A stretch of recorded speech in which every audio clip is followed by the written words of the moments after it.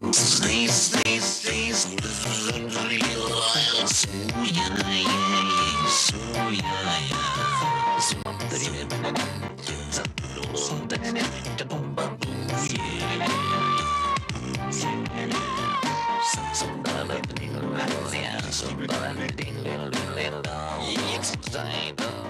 monsieur, bonjour. Bienvenue à Zigzag Café pour un nouveau rendez-vous au bout du monde. Aujourd'hui, nous sommes en Afrique, plus précisément au Cameroun, et même, pour être plus précis encore, en pays bamiléké. Et ceci pour assister à une cérémonie traditionnelle, rare, exceptionnelle, la cérémonie des funérailles.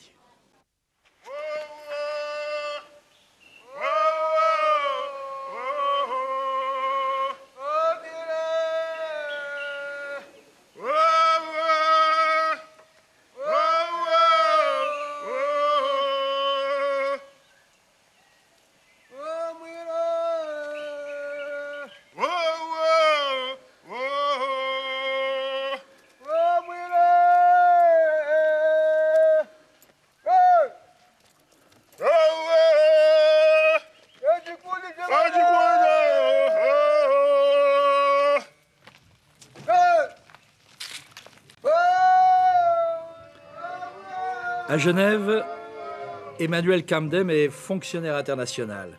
Au Cameroun, dans son village, il est roi ou chef sous le nom de Wabo Defeu Takamchung.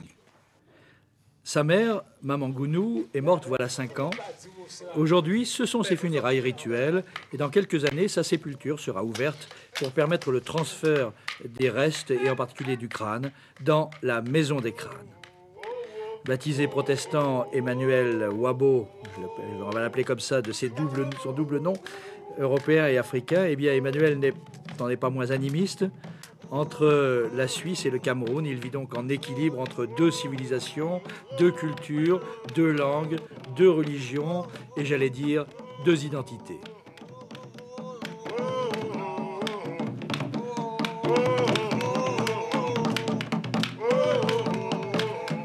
Et ici, ce à quoi nous assistons, c'est en fait un premier tour de deuil. Nous sommes là à l'endroit où sa maman est née et sur son lit de mort, elle avait précisé qu'elle souhaitait que ses enfants, et en particulier Emmanuel, s'y rendent avant même que ne commence la cérémonie proprement dite.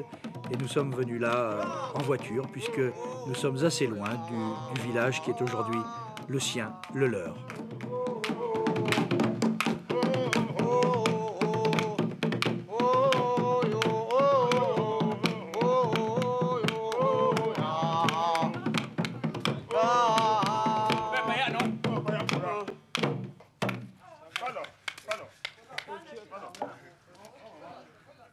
Voilà, et comme Emmanuel et sa famille, nous sommes nous aussi entre deux pays, deux continents, deux cultures, une seule langue heureusement, mais nous sommes donc à cheval entre l'Afrique et l'Europe, puisque cette émission a commencé là-bas comme ce qu'on appelle un faux direct, et puis maintenant nous sommes sur ce plateau. Nous repartirons dans quelques minutes pour le pays bamiléké. Permettez-moi d'abord de saluer nos hôtes.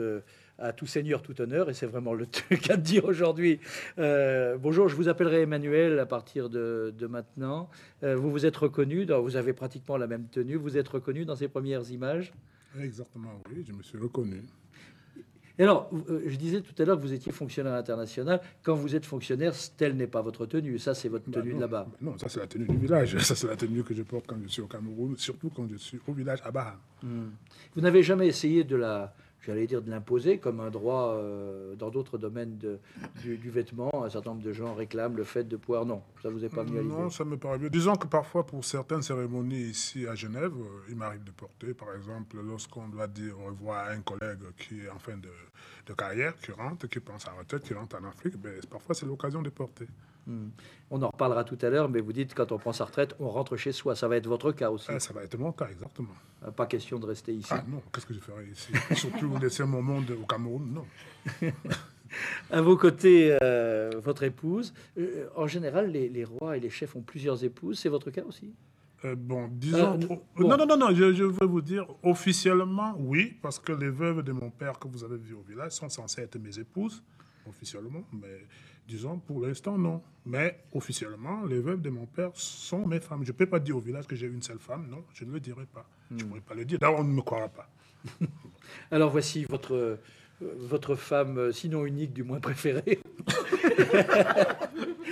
Elisabeth Kamdem, vous êtes de cette même région du pays Bamileke? Oui, nous sommes à peu près à 7 kilomètres à peu près. Et vous êtes rencontrés comment? En 2 mots. Oh, c'est long, hein? 3. Nous sommes rencontrés au CM2, d'abord. Donc à l'école, oui. au cours moyen, second niveau. Deux, oui. Ouais. Bon, on s'est connus et puis nous avons fait le concours d'entrée en 6e ensemble. Et Et l'amour, ça a été plus tard quand même. oui, c'était plus tard. On n'avait aucune idée. Après, plus tard, après le bac, oui, c'est en ce moment-là que les choses ont commencé. On a commencé par l'amitié, après...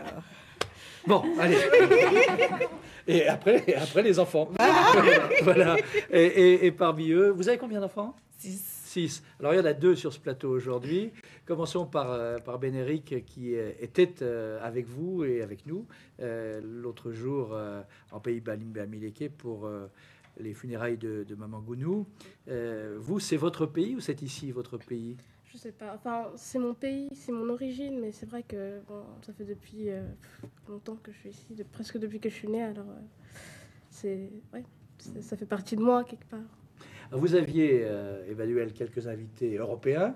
2 sont sur ce plateau aujourd'hui.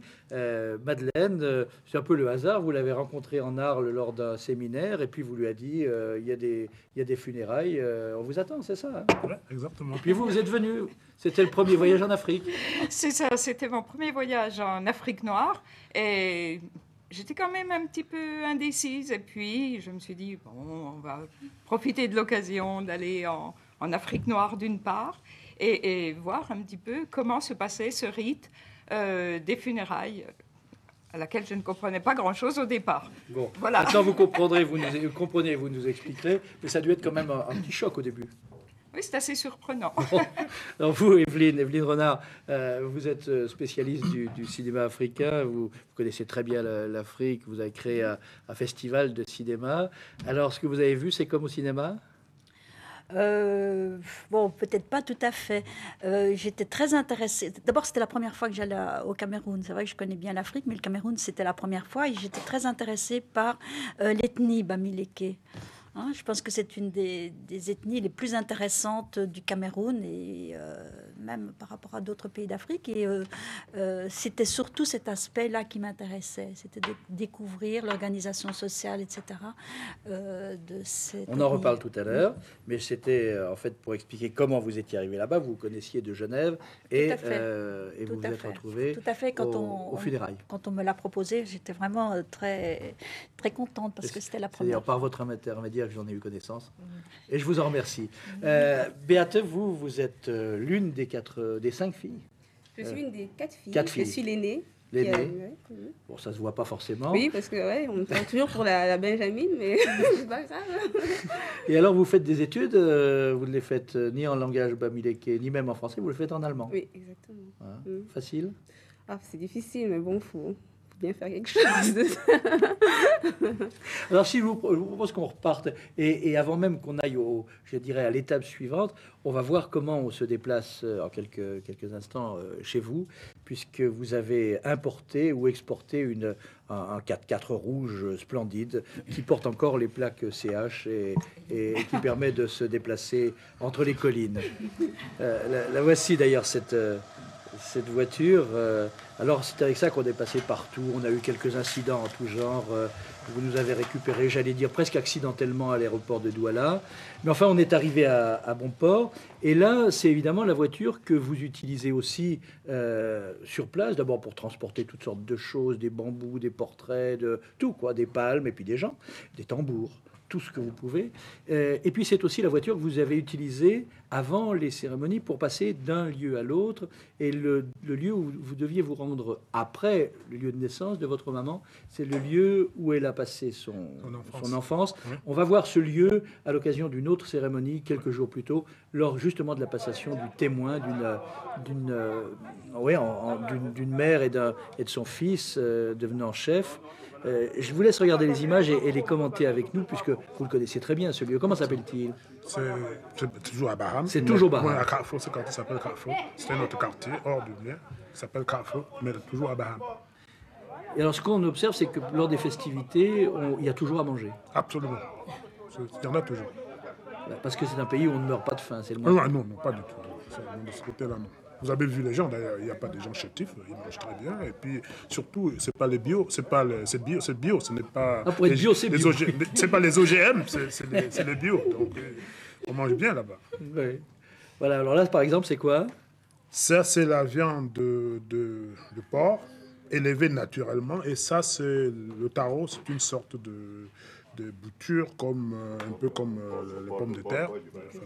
C'est une racine. C'est une racine, oui, c'est une racine, comme les pommes de terre. Et c'est pilé. Et en fait, c'est la nourriture des notables.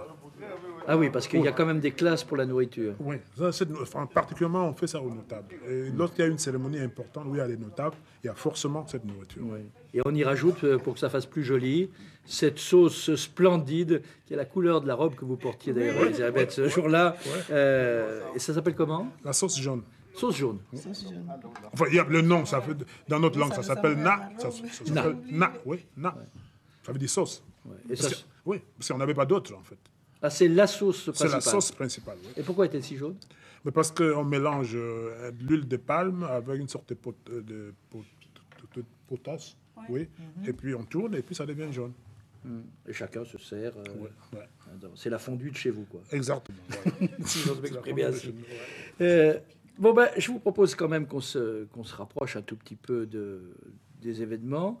Mais je voudrais qu'on aille dans un lieu que peut-être les autres ici n'ont pas vu. C'est en dessous du village. C'est au bord de la toute petite rivière. Parce que j'imagine que c'est là qu'un certain nombre d'adolescents doivent se rencontrer. C'est un peu caché sous les feuilles. Et puis c'est aussi, et c'est aussi l'endroit où on fait la lessive. Et ce sont les garçons qui font la lessive. Regardez, chapeau. Je dois dire qu'il y a très peu d'eau et les vêtements sont toujours brillants, limpides, impeccables. Et puis c'est aussi, je vous le disais, l'endroit où on vient chercher de l'eau, puisqu'il n'y a pas de canalisation, il n'y a rien de tout ça. Il y a un vague puits en face de votre maison, mais c'est à peu près tout. Et j'imagine quand même que c'est le lieu des rencontres, Elisabeth. Oui. Hein? C'est juste. J'ai pas inventé, là. Non, c'est juste. C'est juste. À quoi pensent les garçons? Je ne vous le demanderai pas, mais les jeunes filles, on en a vu approcher une, elle devait avoir 13, 14 ans. Voilà une autre. On a peur des garçons ou au contraire, on joue avec eux? Pas de peur, hein? Non? Non, pas du tout. On est dans une société qui est peu séparée entre hommes et femmes. Bien sûr, ils sont séparés, mais pas comme dans les ethnies qui sont un peu plus au nord et qui sont musulmanes. Chez vous, non. Il n'y a pas de séparation. Les garçons et les filles vont vraiment ensemble sans aucun problème. Mais, sauf qu'il y a, pour certaines cérémonies traditionnelles, il peut y avoir des danses typiquement masculines et des danses typiquement féminines. Mais sinon, il n'y a pas cette séparation entre l'homme et la femme comme dans certaines sociétés. Là, nous n'avons pas. Petite parenthèse tout de même, parce que ça ne se voit pas forcément sous votre beau chapeau. Vous en avez un autre d'ailleurs, je crois, je ne sais pas très bien où. Vous me le montrerez tout à l'heure, parce qu'il correspond mieux à... Mais parlez-moi un peu de vos... Pour autant que vous puissiez le faire, mais de votre métier ici. Comment vous, le Bamiléké, le Camerounais, découvrez-vous le monde? Comment l'appréhendez-vous? Vous voyagez beaucoup dans le monde. Ça se passe comment? Vous êtes curieux? C'est une autre planète pour vous? Disons, au début, c'était curieux. Oui, la première fois que je suis arrivé en Europe, en 1975, à l'époque où je venais d'abord faire mes études en Allemagne avec mon épouse. C'était une découverte, bien sûr, mais pas une grosse découverte parce que, comme vous le savez, pendant la période tous après l'indépendance, tous mes professeurs au lycée étaient des Européens, donc on était déjà habitués ce monde. Il n'y avait pas de professeur africain, camerounais à l'époque. Donc on était déjà habitué à la culture européenne de par l'école jusqu'au baccalauréat. Mais sinon, je voyage beaucoup, comme vous le dites, et je vois d'autres pays. Ça permet de relativiser les choses, ça permet de bien s'adapter avec d'autres mondes. Mais si vous voulez, mon travail en lui, c'est, disons, c'est un travail que tout le monde peut faire. C'est aller dans plusieurs pays, conseiller des gouvernements dans le cadre du développement, conseiller les patrons des organisations patronales, les syndicats. C'est nos mandats sur le terrain. Mais c'est surtout ça. Mais sinon, dans des universités où parfois je suis amené à donner des cours ou à faire des conférences ou faire des colloques. Et au village, on sait ce que vous faites le reste du temps? Alors ça, je ne suis pas sûr. Hein. Je suis pas sûr que ça. D'ailleurs, pour vous dire, en tant que notable au village, je suis censé être toujours au village. Donc vous leur dites pas trop quand vous partez, mais vous partez quand même parfois un ou 2 ans. Oui, exactement. Et puis lorsque je suis absent, on dit oui, il a voyagé. Bon, en fait, pour eux, je suis au Cameroun et je voyage. C'est pas que je reste à Genève et je voyage, mais pour eux, je suis au village et je voyage. Comme tout autre notable d'ailleurs, parce que c'est impensable. Alors revenons tout de même à nos moutons et à nos funérailles. Un mot juste sur votre maman, sur Maman Gounou. C'était quelqu'un d'important pour vous? C'était quelqu'un d'adorable. Ma maman, je ne pense pas. De toute façon, personne n'en a deux. Mais elle particulièrement, sincèrement, c'était une maman qui avait la responsabilité et qui méritait son rôle d'être maman. Alors dans les jours qui ont précédé les funérailles, l'orchestre, la fanfare était déjà sur place pour s'entraîner, pour boire quelques petits verres de vin de palme aussi, parce que ça aide. Et puis, on est allé faire encadrer la photo de votre maman au village le plus proche, enfin au centre de Baham. Et on est revenu. Et donc, quand on est revenu, il y avait à la fois 2 urgences, essayer d'échapper à l'orchestre qui était très fort, et en même temps, aller planter, aller accrocher le portrait de votre maman bien en vue. On s'y rend.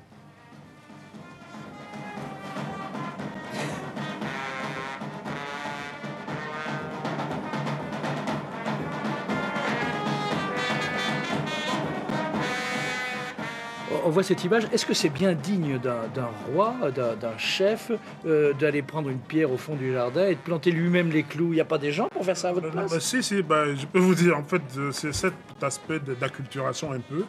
Normalement, tout ce que vous voyez, j'aurais dû m'asseoir sur la grande chaise et demander qu'on fasse cela. Mais à force de le faire ici, de faire beaucoup de jeux ici moi-même, je suis un peu acculturé de ce côté-là. Et d'ailleurs, les gens ne sont pas d'accord que je fasse ça moi-même. Ils ne sont pas d'accord, hein? Ils ne sont pas d'accord.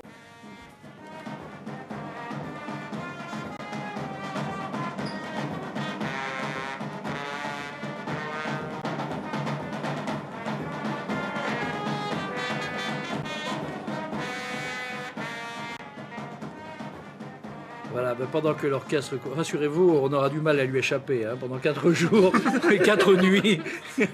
mais pendant ça, je voudrais qu'on aille dans un lieu plus tranquille. J'ai choisi de m'y rendre au moment où il n'y avait personne. Mais c'est ce que j'allais appeler le Palais du Bas. C'est au-dessous de la maison familiale. C'est un lieu splendide, avec une architecture splendide, une construction étonnante. Et c'est un lieu qui avoisine juste la maison des Crânes. Mais parlons d'abord du palais. On y entre, je crois, j'espère, dans ce lieu. Le voici. Alors d'abord, la signification des tours qu'on vient de voir. Il y en a combien chez vous? 6? 6, oui. Et ça donne l'importance du chef. Oui, exactement. Et si vous devenez plus grand, plus riche, plus puissant, vous allez remettre des toits? Oui, en fait, c'est le maximum, parce que au niveau dans notre culture, je suis avec ce site-là au maximum, au sommet de la hiérarchie sociale dans cette tradition. Alors voici l'intérieur de ce lieu. On y a mis un certain nombre de feuilles tressées. Et ça, c'est un siège qu'on vient de voir, un siège important. C'est celui du chef. Oui, c'est le siège du chef. Et déjà, même le chef, pour s'asseoir, il y a une cérémonie particulière au moment où je suis intronisé comme chef, c'est en ce moment-là que je m'assois sur cette chaise. Et cette porte dans la toute petite maison qui se trouve à côté, celle-ci est extrêmement importante de porte. Oui. J'ai pu entrevoir, mais pas plus. Ouais. Il en sort parfois un tout petit peu de fumée. Oui. Et c'est ça la maison des crânes. C'est ça, la C'est maison là des que le crâne de votre maman ira dans 3, 4, 5 ans. Non, le crâne de pas- ma mère restera dans une autre case parce que la case de crâne des hommes de la famille paternelle est à part de celle de la famille maternelle. Donc ça, c'est mon père. C'est moi, si je meurs aujourd'hui, ce sera là-dedans. Donc c'est les hommes, les descendants de mon père. Par contre, les descendants de ma mère, c'est ailleurs. Et c'est là qu'on tient aussi tous les conciliabules de chef. Oui, voilà, exactement. Là, à l'abri des regards et Voilà, des oreilles. Voilà, exactement. Donc vous ne nous direz pas de quoi vous avez parlé. Si, je peux vous dire. Ça, Quel était le grand problème lors de votre passage? lors du dernier passage. Ouais. Heureusement, il n'y avait vraiment pas un grand problème.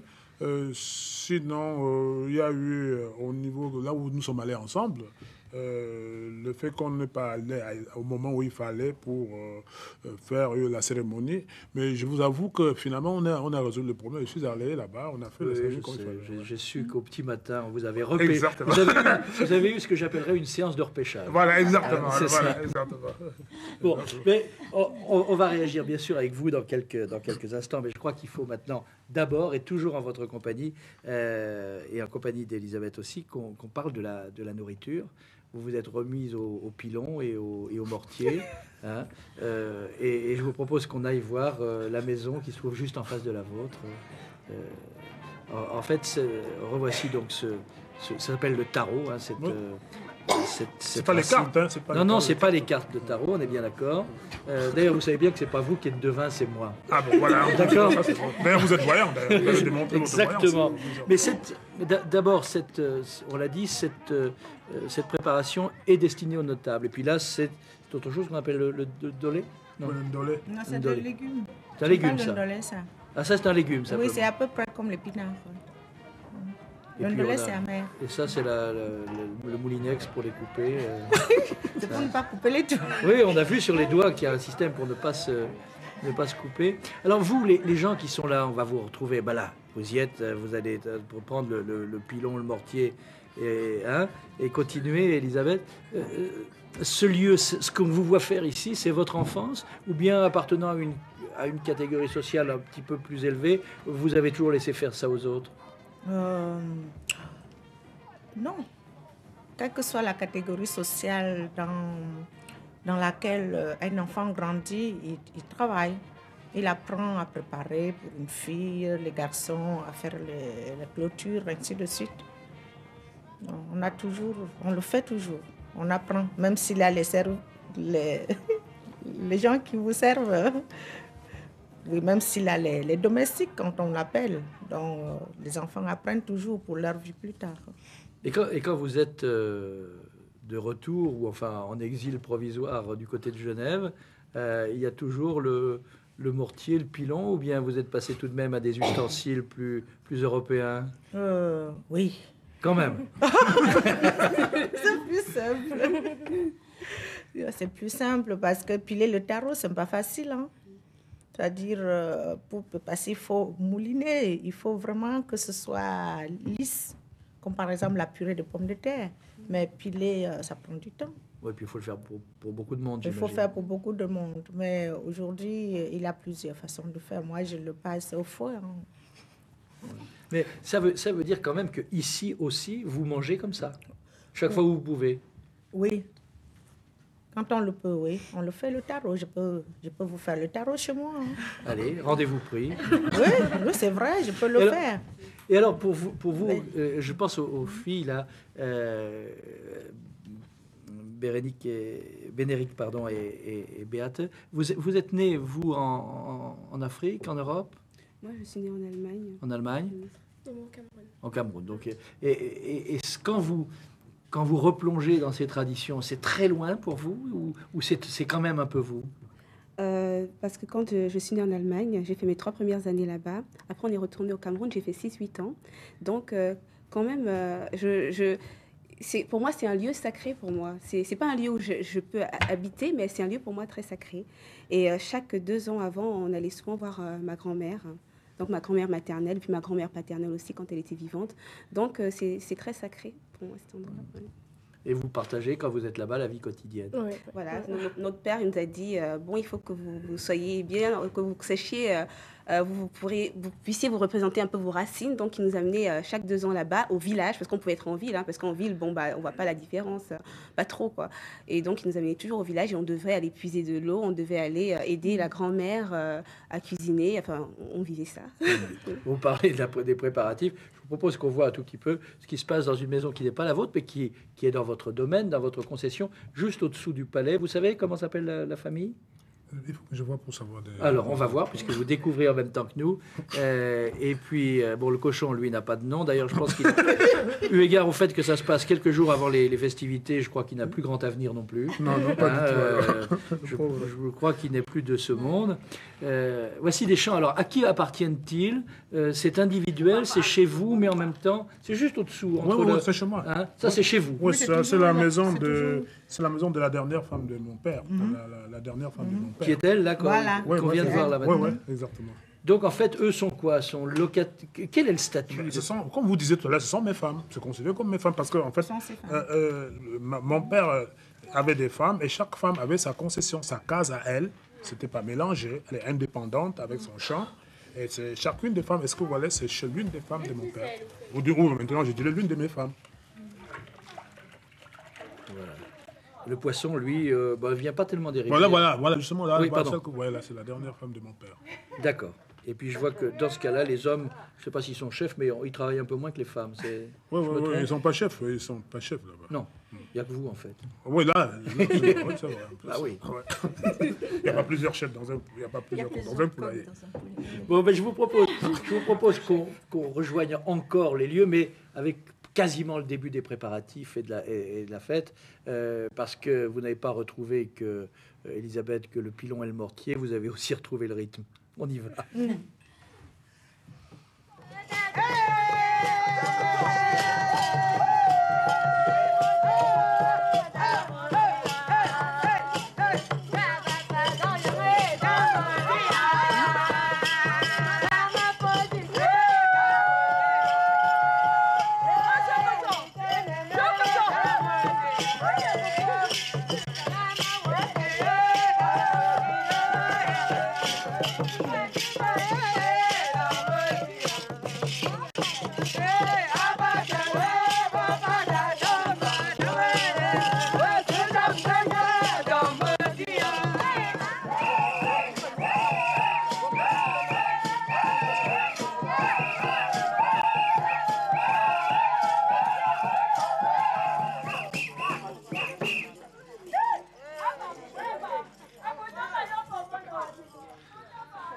Alors, retournons-nous vers l'Europe un instant.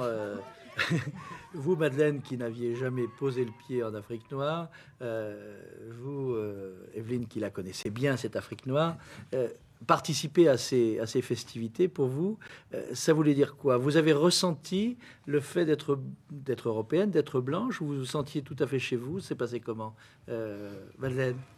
Non, pas du tout. J'ai trouvé que c'était vraiment très rustique par rapport à la vie que nous menons en Europe. Et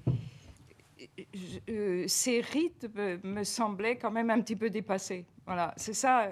J'ai senti une certaine chaleur chez les personnes qui y participaient, mais néanmoins, il m'a semblé, par ailleurs, que c'est peut-être un petit peu maintenant du forçage. En fait, ces gens se réunissent, font la fête, mais ils font plus la fête que honorer la personne.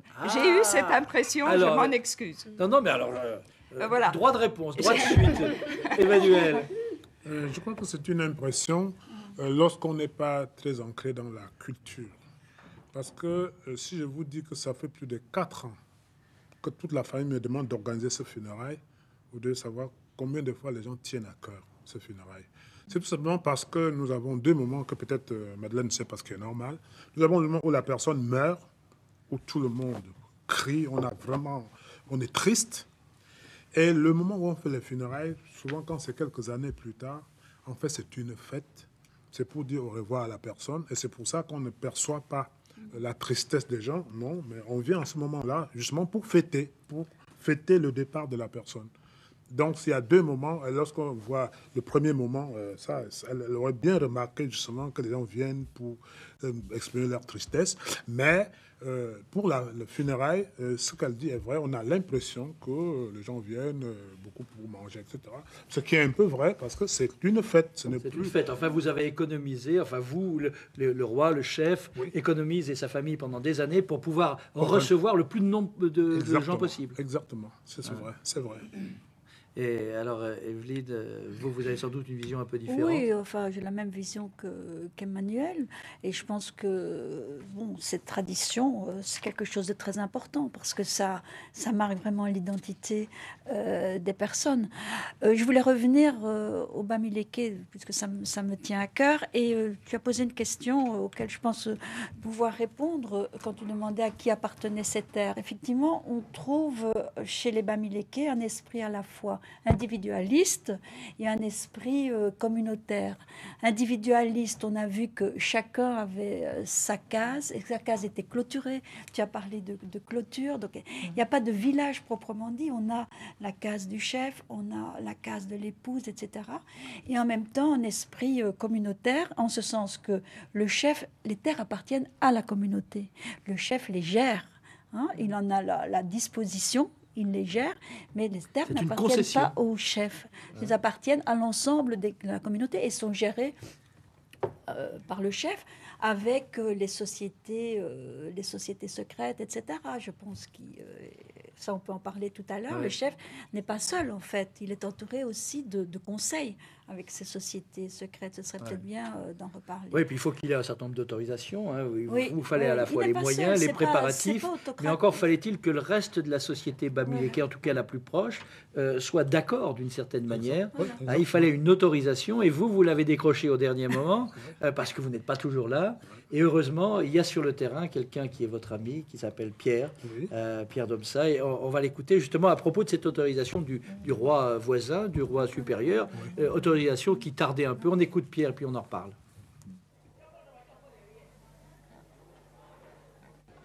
Déjà, Emmanuel, c'est un ami pour moi depuis bientôt 40 ans. On a été ensemble, on a tout fait ensemble. Donc, si Emmanuel n'était pas là aujourd'hui, je serais obligé de conduire ses enfants dans cette opération. Et s'il ne le faisait pas bien, j'aurais failli à l'amitié. Mais est-ce que ça veut dire, puisque lui est très souvent absent du pays Bamileke et du Cameroun, est-ce que ça veut dire que, d'une certaine manière, vous le remplacez, vous le représentez, je dirais? Oui, en fait, quand il est en dehors du pays, tous les problèmes qui se posent dans sa famille, tous les problèmes qui se posent dans la communauté, eh bien, la réponse doit venir de moi. Je dois pouvoir, en rapport avec d'autres amis, trouver la solution et réunir autant que faire se peut sa famille. Parce que je suis pratiquement comme de sa famille. Et là, cette fois, on a toutes les autorisations. Toutes les autorisations sont données. C'est pour cela que bientôt, vous allez entendre des coups de feu, vous allez entendre tout ce qui se passe dans les rites traditionnels. Voilà, donc il vous a quand même été d'un certain secours sur le terrain à la Pierre. Oui, mais c'est un ami d'enfance. On a fait l'université ensemble, on a été ensemble. En fait, c'est celui qui me connaît suffisamment. C'est un ami, mais plus qu'un ami, comme un frère. Ce qui est intéressant aussi, c'est que des gens comme lui, comme vous, qui vont faire l'université à Yaoundé ou à Douala ou en dehors du pays, lui comme vous, en fait, ils reviennent au village. C'est extrêmement important. Ah ben oui, dans notre culture, comme vous avez survolé le pays Bamileke, vous avez vu des maisons. Ça, c'est des maisons des professeurs d'université, des ministres, de tout ce que vous pouvez vous imaginer, des magistrats. Mais je peux vous dire que ce qu'ils font au village, c'est toujours plus que ce qu'ils font en ville. Parce que pour nous, la ville, c'est pour aller travailler. Mais la vie réelle, c'est au village. Ouais, c'est votre maison. C'est notre maison, voilà. Celle de la ville, on peut la vendre, mais celle que vous avez vue au village, on ne peut pas vendre. Elle est là, elle est là. Alors, Pierre Domsa disait qu'on va bientôt entendre les coups de feu. Je vous propose qu'on les entende début des funérailles.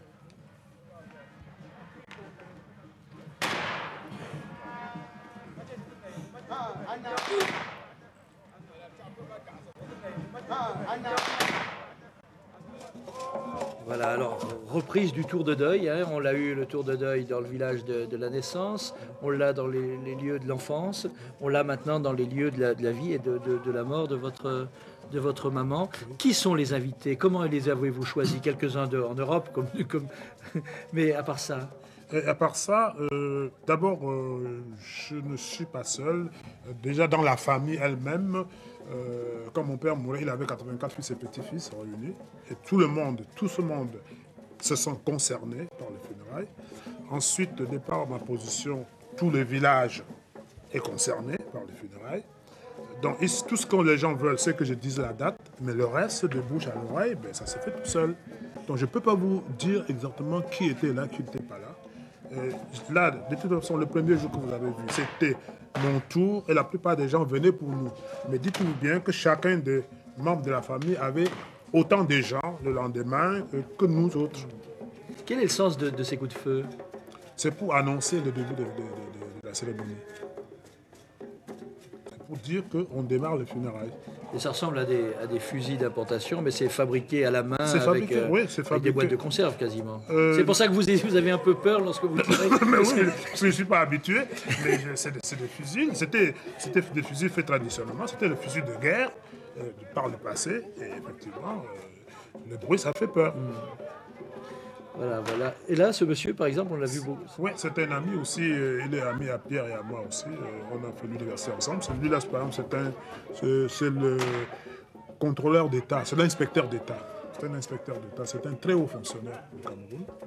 On voit aussi que les femmes dansent souvent en tenant une houe ou une pioche. Quel est le sens Ce sont les femmes qui sont liées à ma mère. Ce sont ses enfants, ses petits-enfants, ses arrière-petits-enfants qui se souviennent que ma mère utilisait cela pour faire le chant. Donc, ça symbolise que c'est leur grand-mère. Tout le monde qui porte ça est lié directement à la famille. Et puis, après la fête, avant que la fête recommence, sur le coup de midi, en plein zénith, encore que sous les tropiques, le zénith soit presque toujours là. Oui. Et puis, il y a le repas. Alors là aussi, je vous propose qu'on s'y rende et que vous nous disiez, là aussi, le sens de ce repas en commun.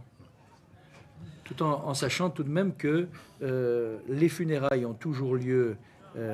Voici, voilà, Bénédicta qui ne peut pas être avec nous aujourd'hui.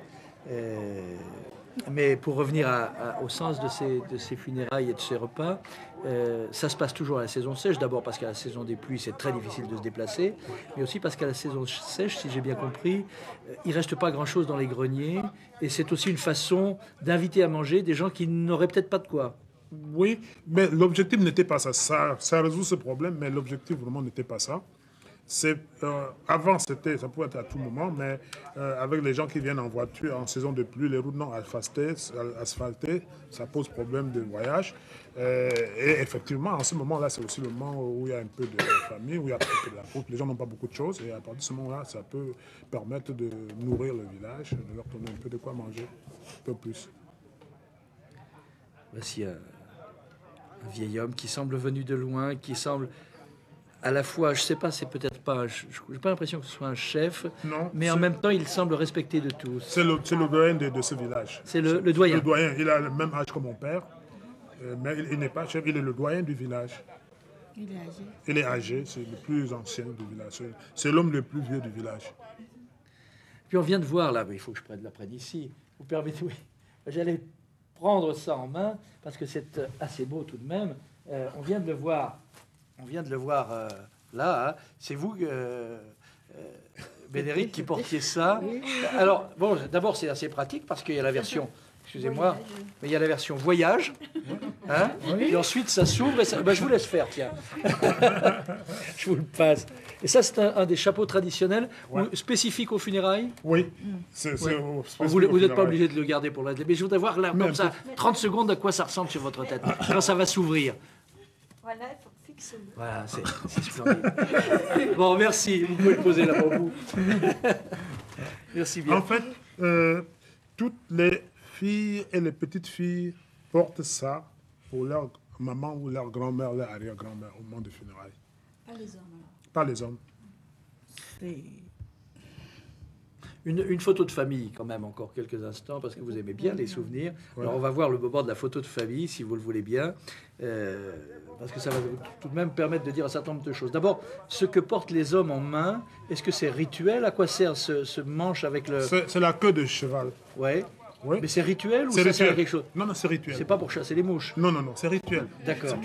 Vous avez vu que j'ai ça en main. Ouais. Eh bien, ceux qui sont concernés, ceux qui viennent pour le funérail, les hommes doivent avoir ça. Voilà. Et alors le chapeau, là, il est différent avec ses rayures de votre voisin. Il y a des chapeaux différents selon les origines, selon les grades, j'allais dire, ou c'est Non, c'est le même. c'est la fantaisie. C'est la fantaisie. Disons qu'en fait, il y a un oiseau, qui avait ce plume, Ouais. et cet oiseau est très rare. Et aujourd'hui, parfois, on est obligé d'imiter avec des oiseaux, avec des plumes d'oiseaux moins rares qu'avant. Mais dans le temps, c'était cet oiseau-là qui faisait ce plume-là. Et alors, on va rencontrer Bénédicte sur le terrain, non pas vous qui étiez avec votre sœur Bénédicta, mais je pense qu'il faut qu'on aille la retrouver justement à la fin de cette première journée, parce que là, il y a une surprise qu'il faut qu'on explique un peu. Il nous reste relativement peu de temps dans cette émission. Alors, on retrouve Bénédicta aux funérailles, parce qu'elle nous pose un sacré problème. Là. La voici. Surprise quand même? Non, pas surprise, parce que j'ai déjà assisté à d'autres funérailles il y a 1 an et demi, ceux de ma grand-mère maternelle. Et c'est la première fois que vous êtes dans ce rôle? Pas du tout, j'étais successeur la fois d'avant, donc j'étais dans un rôle encore plus important que celui-ci. Et vous êtes en même temps la belle-mère de votre père, si j'ai bien compris. Tout à fait, voilà, exactement. Ouais, malgré le fait que je sois sa fille. Voilà. Merci. De rien, À tout à l'heure. à tout à l'heure. Mais bon, on la salue, elle ne pouvait pas être avec nous aujourd'hui. En 2 mots, puisque le temps file, expliquez-nous, Elisabeth, comment elle peut être la belle-mère de votre mari? Bon, c'est compliqué pour vous, mais c'est normal simple. pour vous. Oui, voilà, c'est tout à fait simple pour nous. Donc, elle est chez nous, lorsque une femme meurt ou une femme meurt, c'est notre femme qui doit prendre sa succession. Et si c'est un homme qui meurt, c'est un homme qui prend sa succession. Donc, chez nous, on suppose que l'homme est éternel. Et à partir du moment où l'homme doit être éternel, il faut que s'il a des enfants, les enfants doivent les reprendre pour que leur âme continue dans un corps à vivre. Alors, lorsque la maman part, ma mère est morte, elle avait désigné comme son successeur. Donc, elle continue sur la terre à faire tout ce qu'elle pouvait faire, Elle est elle. Bon, je ne sais pas quoi dire de plus. Elle est. Donc en fait, si elle est votre belle-mère, si votre fille est votre belle-mère, oui. C'est d'abord parce que elle est votre mère. Oui, Voilà, elle est ma exactement. mère. Mais ça y est, je comprends bien. Non, c'est que. Elle n'a plus la succession de sa mère. Non, elle est elle sa n'a plus mère. la succession de ma mère. Donc elle est devenue votre mère. Voilà, Oui, elle est elle est devenue ma sa mère. mère. Oui, elle est ma mère. Donc Tout ma ça, belle-mère. tout ça semble Non. extrêmement. Non, pour vous, elle c'est est- simple aussi. Vous Oui, qui êtes elle plus devient- européenne. C'est-à-dire que c'est vrai que souvent, cette notion n'est pas très bien, on ne distingue pas. Parce que c'est pas, moi je dis elle est elle, mais d'une partie, elle devient 2 personnes au fait. Elle est toujours elle, en tant que Bénédicta, ma sœur, donc elle existe toujours. Oui. Mais quand elle va au village, elle reprend le rôle de ma grand-mère. Et des fois, on confond. Donc c'est bien à elle et les biens de ma grand-mère, c'est tout à fait différent. Mais c'est vrai que cette notion est quand même compliquée à comprendre. Bon, écoutez, on va s'y mettre, on a quelques temps devant nous. Vous avez remarqué combien cette émission passe vite. On avait décidé de parler de quantité de choses, de cinéma, de rituels, etc. Puis on arrive quasiment au bout. Vous avez appris un certain nombre de choses, là? Ou pas, dans les explications du lieu? Oui. Ça va mieux passer, ça sera moins sommaire. Oui. Disons que Vous êtes prête à y retourner? Vous savez qu'il y a une place dans la concession. Ça avec plaisir. Hein. Ouais. Tu as la place dans la Parce concession. qu'un roi peut avoir une femme blanche? Oui, d'ailleurs, oui. Il y a la fameuse reine blanche. Nous, on était à 30 km de la reine blanche. Hein. Voilà. Et ce n'est pas exclu d'en avoir 2. Hein. Bon, enfin, vous pourriez être la première devienne ensuite. Oui, je réfléchirai. Réfléchissez. Quant à nous vous remercions les uns et les autres d'avoir été là. C'était un beau moment. Et puis, à bientôt pour d'autres aventures et d'autres voyages. Merci à tous. Nous terminons avec Odette en musique. Hey!